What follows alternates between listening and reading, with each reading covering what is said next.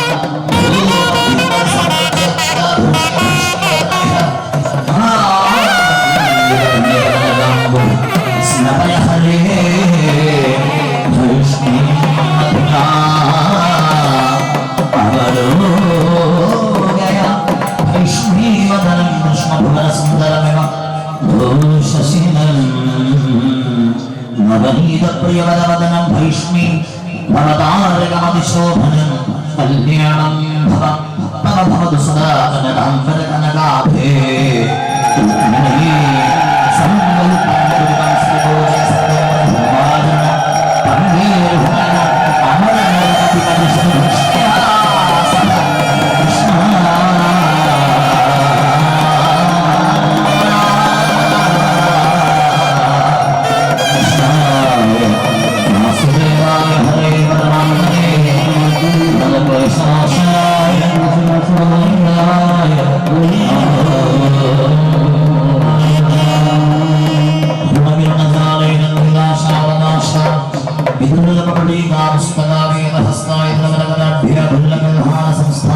രുക്മിണി സ്വയംവര ഘോഷയാത്ര കിഴക്കേക്കര ആസ്ഥാന മന്ദിരത്തിൽ നിന്നും ക്ഷേത്രത്തിൽ എത്തിച്ചേർന്നു.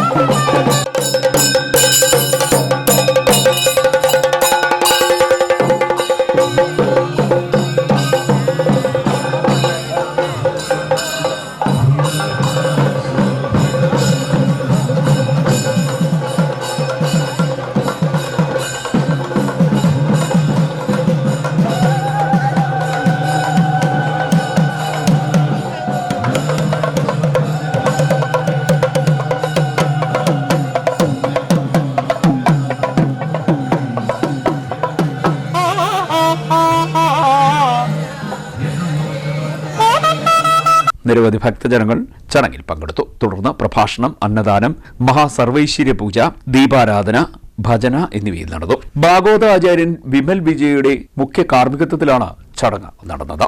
ഇന്ന് വിശ്രമിച്ചിട്ടുള്ള ഒരു സ്ഥലമാണ് രാധിത വനം എന്നറിയപ്പെടുന്ന, അതൊരു മാംഗോ ഗ്രൂവ് ആണത്, ഒരു മാന്തോട്ടം.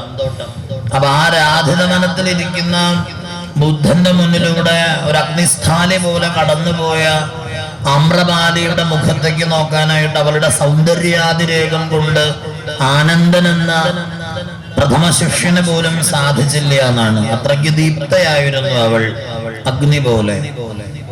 അപ്പോ ബുദ്ധന്റെ കണ്ണുകൾ ആമ്രപാലിയുടെ കണ്ണുകളുമായിട്ട് ഇടഞ്ഞു. ആമ്രപാലി പെട്ടെന്ന് തന്റെ തേര് തിരിച്ചിട്ട് വന്നു. തേരോടിക്കുന്ന ആളോട് പറഞ്ഞു, തിരിച്ച് രാധിത വനത്തിലേക്ക് കൊണ്ടാക്കാൻ പറഞ്ഞു. കാരണം ആമ്രപാലി ആദ്യമായിട്ട് തിരിച്ചറിയാണ്, ലോകത്തൊരു പുരുഷനും തന്നെ ഇങ്ങനെ ശ്രദ്ധിച്ചിട്ടില്ല. അപരിചിതരായ പുരുഷന്മാരുടെ നോട്ടങ്ങൾ അപരിചിതരായ സ്ത്രീകളിലേക്ക് വരുമ്പോൾ അതിൽ കാമമോ പരിഭ്രമമോ നിഴലിക്കുമെങ്കിൽ. ക്ഷേത്ര ഉപദേശ സമിതി ഭാരവാഹികളായ Anilkumar Kottakkuzhiyil, Sumesh Kumar Thattavazhi, sub group officer Vishruth Narayanan തുടങ്ങിയവർ ചടങ്ങുകൾക്ക് നേതൃത്വം നൽകി. CDNet news, Kayamkulam.